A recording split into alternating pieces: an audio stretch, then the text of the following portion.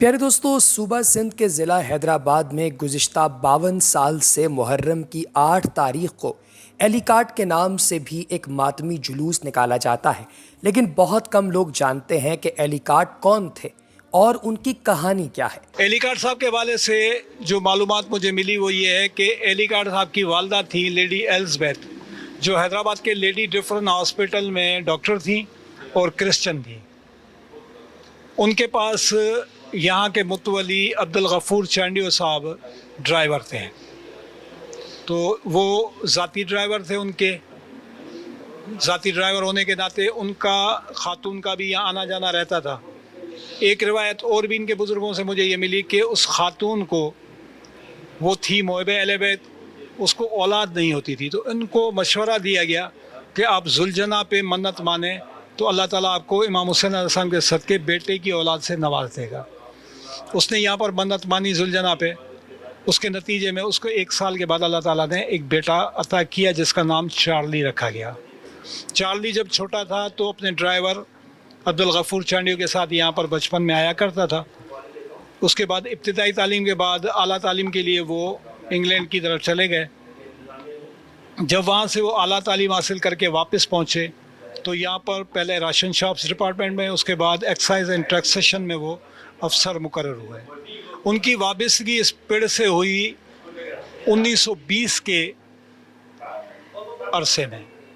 1920 से लेकर 1930 तक उनकी वाबस्तगी आहिस्ता आहिस्ता बढ़ती गई।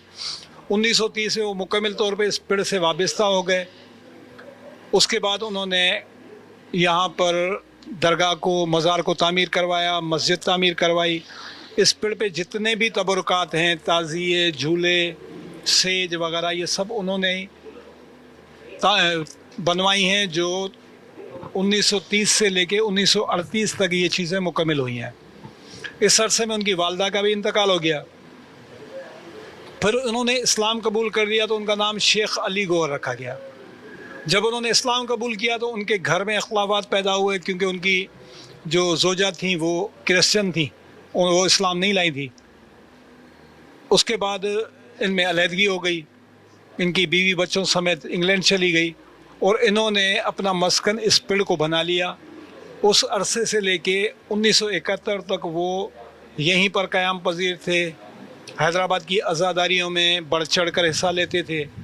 अयाम अज़ा के 2.25 माह उनके दौर में एलिकाट के पेड़ पे 24 घंटे लंगर वगैरह का एहतमाम जारी रहता था।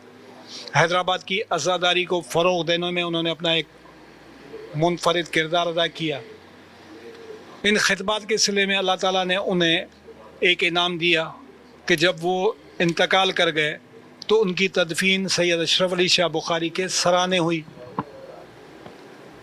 उनका मज़ार भी उनके सराने बना हुआ है। आज लोग उनकी मज़ार पर मन्नतें तक मानने आते हैं। सबसे बड़ा इनाम जो आज़ादारी के सिले में अल्लाह ताला ने उन्हें अता किया वो ये था कि जो पेड़ सदियों से लेकर अशरफ अली शाह बुखारी का पेड़ था, जिसकी बुनियाद चांडियो बिरादरी ने रखी थी 1800 के बाद, वो पेड़ 1971 के बाद एलिकाट का पेड़ के नाम से न सिर्फ सिंध, पाकिस्तान, बल्कि बैरून मुल्क भी इस नाम से वो जाना और पहचाना जाता है। हैदराबाद के चंद उम्र रसीदा लोग ये तो जानते हैं कि एलिकाट सफ़ेद फाम थे और वो हर साल मुहर्रमुल हराम में स्याह कपड़े ज़ेबतन किए अज़ादारी में पेश नज़र आते थे।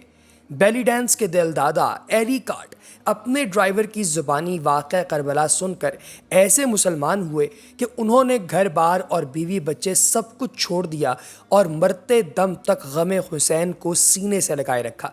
दोस्तों, चार्ली एलिकाट, जिन्होंने मुसलमान होने के बाद अपना नाम अली गौहर रखा, उनका जन्म कहाँ हुआ इसका कोई रिकॉर्ड मौजूद नहीं।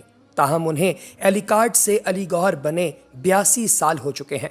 हुकूमत सिंध के मुरतब करदा इंसाइक्लोपीडिया सिंधियाना का दावा है कि एलिकाट उर्फ अली गौहर की वालिदा लेडी डिफरेंट हस्पताल हैदराबाद में मेडिकल सुपरिटेंडेंट थीं और उनके वालिद आर्थर सिडनी काट हैदराबाद और मीरपुर खास में कलेक्टर थे। चार्ली एलिकाट की वालिदा हैदराबाद के हर मातमी जुलूस में नज़र न्याज करती थीं। एलिकाट की वालिदा के मुंशी मोहम्मद अली की बेगम से अच्छे मरासिम थे।